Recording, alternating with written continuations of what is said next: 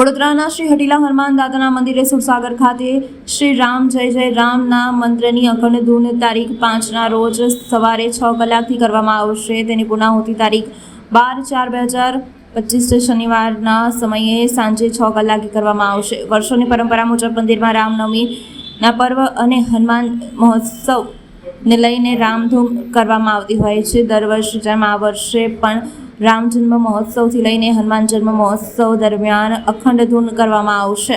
વડોદરા શહેરના હૃદય એવા સુરસાગર તળાવના કિનારે હટીલા હનુમાનજી મહારાજનું મંદિર આવેલું છે। વર્ષોની પરંપરા મુજબ આ મંદિરમાં રામનવમી પર્વથી લઈને હનુમાન જન્મોત્સવ સુધી અખંડ રામધૂન થતી હોય છે। દર વર્ષે જેમ આ વર્ષે પણ શનિવાર પ્રાતઃકાળ સવારે 6 કલાકથી રામધૂનની શરૂઆત કરવામાં આવશે। શ્રી હટીલા હનુમાનજી મંદિરના ગર્ભગૃહમાં હનુમાનજી મહારાજની સમક્ષ ભક્તો દ્વારા પ્રદક્ષિણા કરી જય રામ જય શ્રી રામ રામની ધૂન કરવામાં આવશે।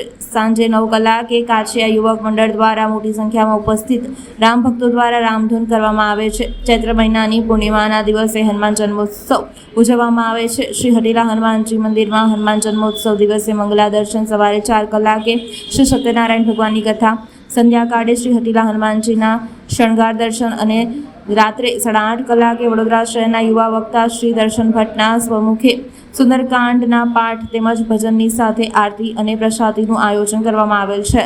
જય સિયારામ। સર્વ ભક્તોને આપણે જણાવવાનું કે શ્રી હટીલા હનુમાન મંદિર સુરસાગર કિનારે આવેલા જે વર્ષોની પરંપરાગત રીતે આવતું આપણે શ્રી રામ જય રામની અખંડ ધૂન તારીખ 5/4ના શનિવારે તેની સવારે 6 વાગે શરૂઆત કરવામાં આવશે તથા તેની પૂર્ણાહુતિ તારીખ 12/4 હનુમાન જન્મોત્સવે સવારે 6 વાગે થવાની છે।